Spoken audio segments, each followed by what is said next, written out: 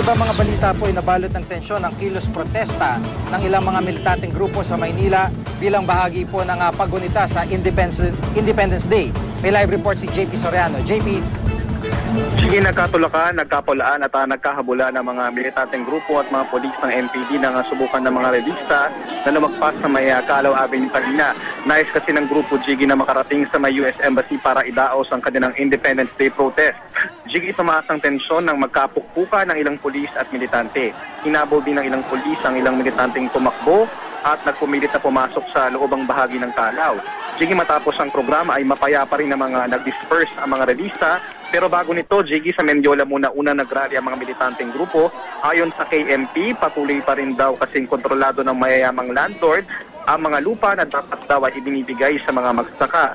Giit din ng grupo Jiggy na dapat daw ay magkaroon ng isang genuine o makatotohanang land reform mula sa Administrasyong Aquino.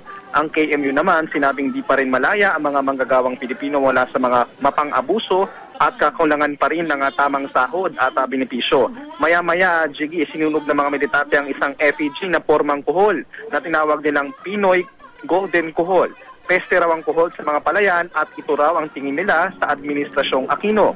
Ayon naman sa Malacanang, Jiggy, di raw nasasagutin ng mga anilay worn-out slogans, pero patuloy daw ang commitment ng Pangulo sa agrarian reform at sa mga beneficiaries nito. At yan muna ang latest. Balik muna sa iyo, Jiggy. Maraming salamat, JP Soriano.